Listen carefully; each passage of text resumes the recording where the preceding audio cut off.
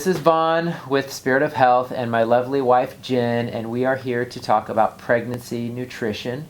We're doing just this raw video and just want to share our hearts on the importance of nutrition related to pregnancy. And we're going to talk about pre-pregnancy nutrition, pregnancy during nutrition, and post-pregnancy nutrition. So I will defer first to my wife and all her wisdom. And what do you think are the most important aspects to pregnancy nutrition? Well, I'm glad you asked, Vaughn.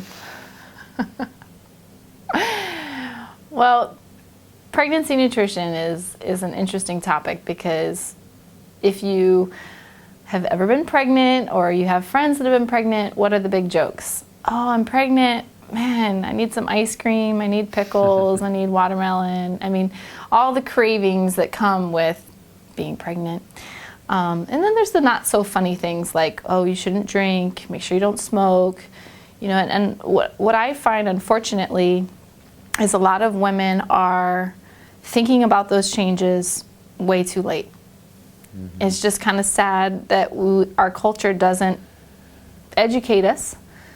A lot of these, unfortunately, misunderstandings about our body are because we just haven't been educated.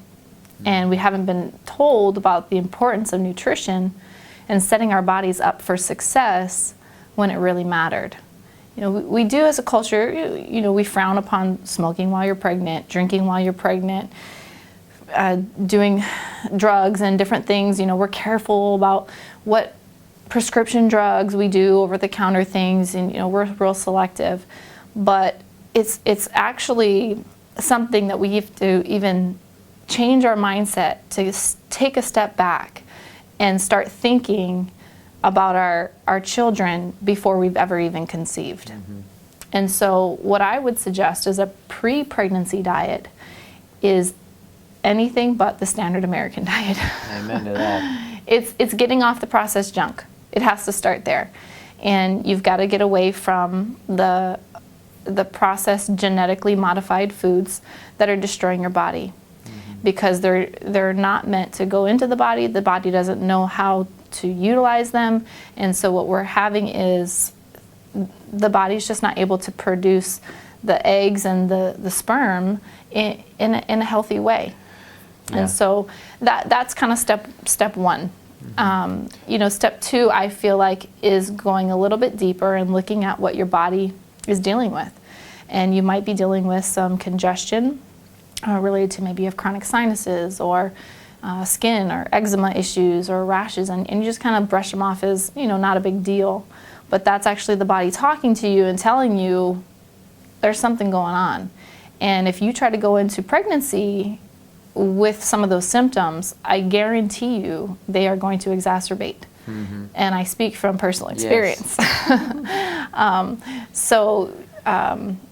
just volley the ball back to Vaughn and let him tag along on that. Well, if I could just share a thought, we everything at Spirit of Health, our heart is to promote God, and that His glory would be known throughout the earth, and the understanding of how He designed the world and how He designed us. And if you think about how human lives are formed in the womb, there's a process to that God designed. It's not it's mysterious. It's the mystery of God for sure. But there's certain specific physical components we need to make new human life. And you're responsible for that. If you're having children, you're responsible for bringing a life into this world. And that child can only be as healthy as you are and as healthy as your genetics are. And just like my wife said, the importance of pre-pregnancy nutrition, if we look at this from God's viewpoint on how He designed us to function, those building blocks, those materials need to be there upon conception. It's so crucial that you have all the building blocks you need to have a healthy child. If you wait till you find out you're pregnant 6 weeks after you're already pregnant, there's already so much formation that's happened in the womb. And we're having children born with health issues and with genetic defects and with even deformities. And it's not normal. It's not how it's supposed to be. It's not how God would have intended it to be. And there's a reason. We believe in cause and effect. We believe that God set everything into motion, but he's the one who decided what different nutrients and different building blocks the body needs to function adequately. So I just wanted to interject that point, that I think that's what's crucial about nutrition, is that we're bringing a new life into this world, and if we just eat processed foods and junk foods and don't think that it really matters what we eat, are we just thinking about ourselves, or are we thinking about future generations? And we should be thinking about ourselves when it comes to good nutrition too. Unfortunately, we've all been kind of victims of, indulgent pleasures and eating the man-made things of this world. But I think we're all starting to kind of wake up a little bit, hopefully, and realize that, hey, we've gone the wrong way. And because of that, our children are suffering. And that's what breaks our hearts, is to see our children suffering. Yeah, for sure. For sure. Yeah, so, if you're thinking about getting pregnant and you're trying, or all of the above, really encourage you to think about getting all of the processed foods that we see pretty commonplace in our grocery stores. Just get it out of your diet, and start filling your refrigerator full of fruits and vegetables. And we encourage lean meats and eggs and things like that. One thing that we find that sometimes is important is cleaning out some of the areas of the body that are congested, like the liver predominantly. And if you've had a chance to look at the YouTube channel, there's a really good video that Vaughn did about fertility, and also about women's hormones and men's hormones, and some of the organs that are involved in making healthy hormones. So I think it's good to get a game plan that works for your body, and decide what's going to bring health into your body the best. So let's get into maybe some specifics about nutrition, because I think we want to make sure we give some people some practicals on what we believe is a healthy diet. And I also want to talk about a little bit of a change in our philosophy and our viewpoint in health, related to pregnancy. We're going to do another video on children's nutrition, but specifically related to pregnancy. So what we promote Genesis 1:29, which is that all seed-bearing plants would be our food. So that would be fruits, vegetables, nuts, seeds, beans, legumes, whole grains. And then Leviticus 11 talks about clean and unclean meats. And if you've seen our videos, you probably know well enough, but I'll say it anyway. We don't believe it's legalism to follow what God said to do in the Bible. We believe it's wise, because he created us, he created food, he created animals, certain animals to do certain functions, and some animals clean the earth, and we shouldn't eat those. And that's just smart. Again, that's not being legalistic. I just thought I had to throw that in there. But we promote a clean diet. Now, let me share one thing, and I'll let my wife just interject when you want to, because we were real big on Weston A Price, GAPS diet. I even got certified as a GAPS practitioner. I did all those GAPS classes, and I did pregnancy and children's diet nutrition in those classes. And I just want to share that we've changed our viewpoint a little bit. Now, let's clarify this. We believe in all things that God made, and if you look at Weston A Price, he promotes a ancestral diet, people that lived off of the earth, and they drank raw milk, and they ate meat, and they sprouted their grains, and a lot of the things that you see in Nourishing Traditions in Weston A Price. And we're not saying those things are wrong, but what we're saying is, or what we've changed a little bit on, is that sometimes it's too heavy and it's too much, especially for today's culture. And Right. We're not living on farms anymore. We're not eating off the earth anymore. We're not living in teepees in the cold Yes. outdoors. Surviving the elements. We're living in the comfort of our own homes. We're not working 8 hours a day sweating in the fields. And so you're not Things going to have get changed. away with doing tons of dairy products. Even if it's the best 100% grass-fed raw milk, most people are not doing well with that today. And we've learned that from experience with our family, with our children. And I've seen thousands of people in consultations, and I see it in the children. And I see the children suffering with health issues doing dairy products, even raw dairy products. So what we have to understand is, yes, God made these things. He made it available as our food. But we've changed. God didn't change. Yeah. We changed. Our bodies have changed. We've created sicker and sicker, or I should say unhealthier children generation to generation, and their bodies can't process and handle heavy diets.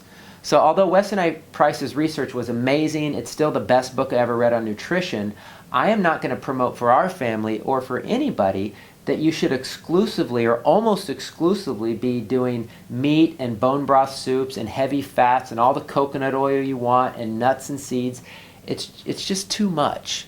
And again, we're not saying that they can't be part of a healthy diet, but unfortunately what's happened with some of those organizations like Weston A Price is that's all they promote. And we actually went to one of their conferences, and I honestly was a little bit disturbed when I went to the conference, not only the promotion of a heavy, meat-heavy, fat-heavy diet, but they actually kind of made fun of eating fruits and vegetables. They joked about people who juiced and ate greens. And to me, that's really sad because those are the things that people are using to heal their bodies of chronic illness.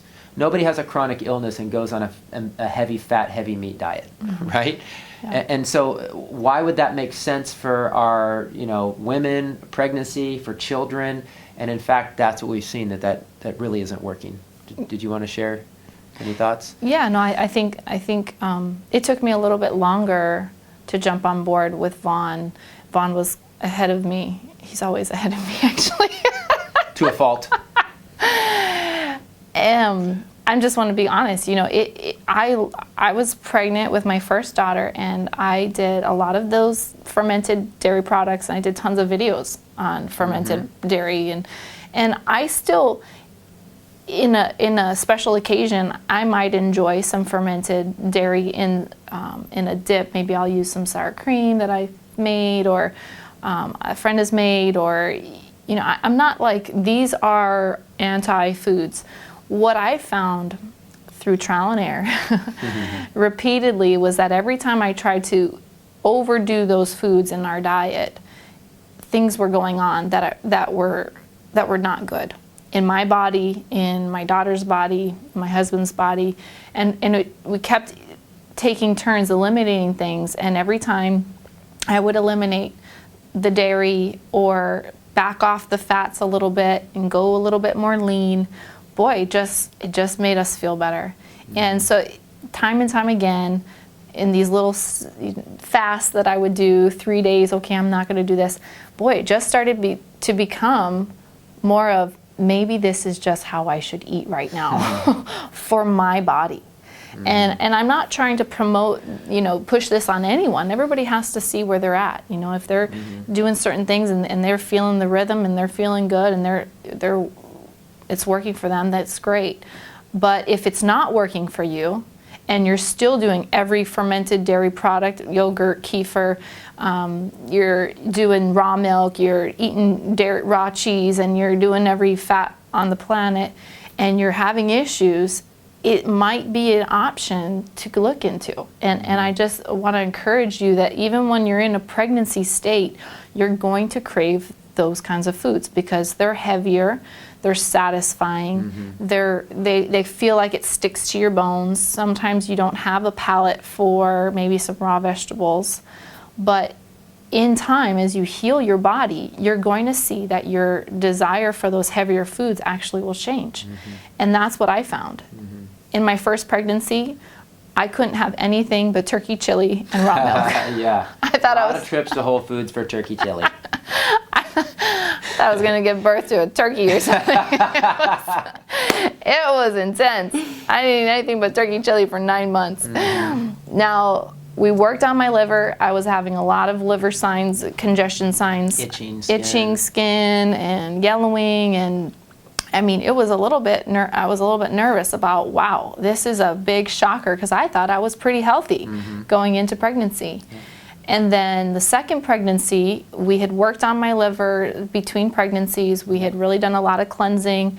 I really had quite a few successful cleanses, and then it was like night and day. The second pregnancy was, I was craving salads. I ate so much salad that I thought, well, maybe I'm not getting enough, calories. I don't know. And it was amazing. Like my body, no swelling, no morning sickness, no fatigue. It was just like, some usual discomforts of growing a baby and feeling just just the uncomfortableness of that at some times, but overall it was just night and day. Yeah. And so I got to experience a totally new type of pregnancy the second round, because I had gone after some of the congestion in my body, and then I chose in my second pregnancy not to do any dairy.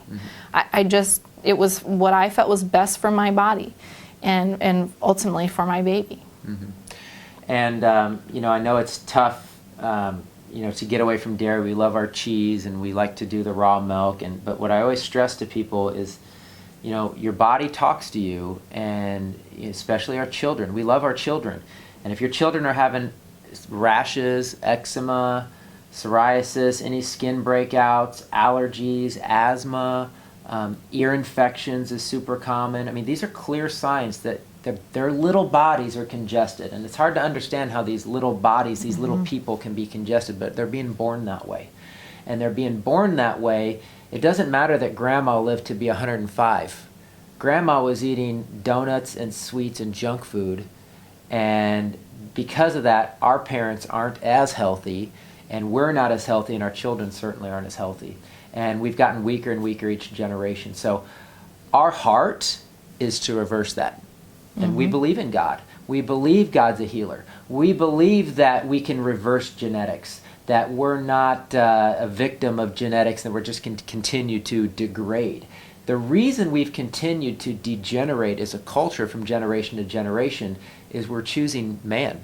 We're choosing man-made foods, chemicals, fast food, toxins, and people still have yet to fully wake up and understand the important role of nutrition. And I think a lot of it is self, our indulgence and our desire to please ourselves, and we don't even think beyond ourselves or future generations. And we have to start to think about what we're doing to our children and believe that God can restore our bodies and believe that God can restore healthier future generations. And I feel that's what God's calling us to. God is calling us to raise future healthy generations. We need to see autism go away. Just as it came, it can go away if we choose it. We want to see dyslexia and dyspraxia and eczema and psoriasis. We want to see it go away, because these aren't things that God gave us. These are the result of a culture and a generation who has chosen things of man and have misaligned themselves with their Creator. And if you think about it, for thousands of years, all we had to eat was what? God's provision. The things God provided that grew out of the earth or that came out of the ocean.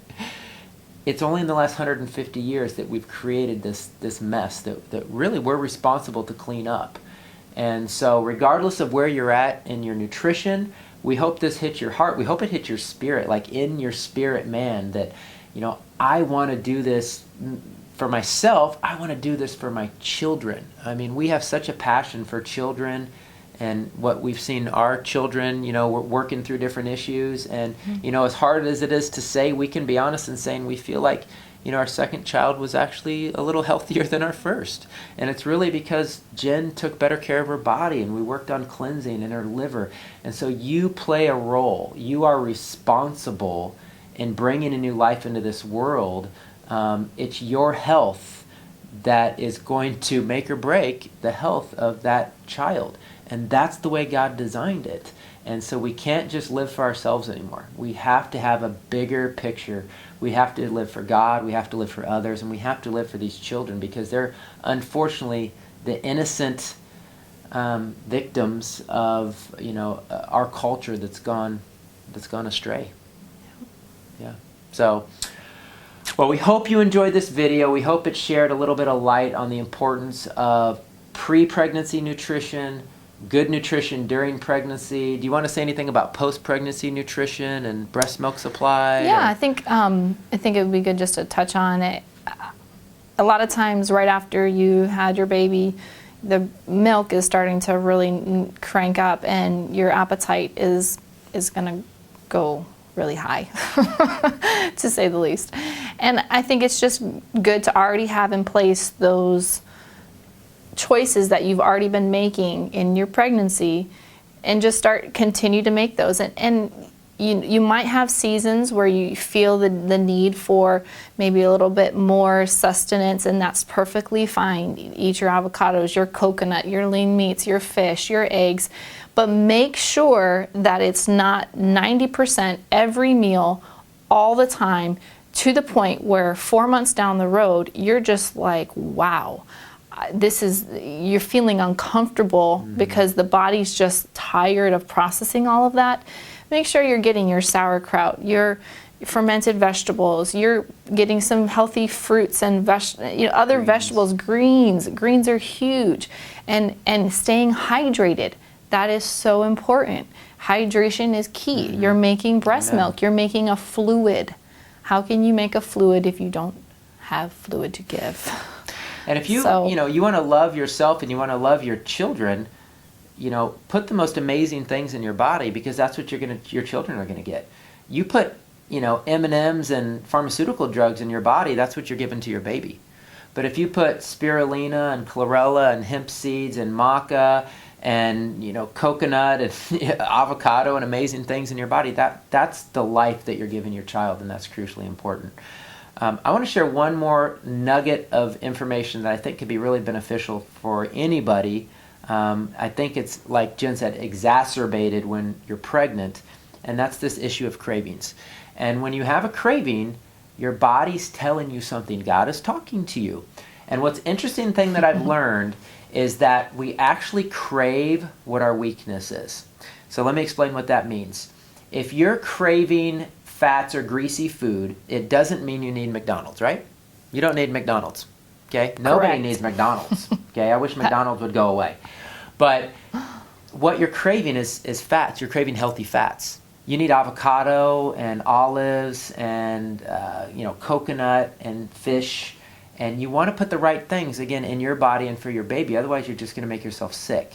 So when I say we crave our weakness, if you're craving tons and tons of fat, you probably have liver issues, liver congestion, and you're craving fats because your liver's not properly metabolizing fats. So you want to eat healthy fats and stay away from the bad fats, because if you eat tons of bad junk food, you're just going to make your liver worse, and you risk having a less healthy child. Now, what if we crave sweets? If we crave sweets, that's a weakness in our pancreas. So the job of the pancreas is to manage our blood sugars and to help us process and digest and to turn stored glycogen into glucose to help with sugar metabolism, insulin, and everything we know related to the pancreas.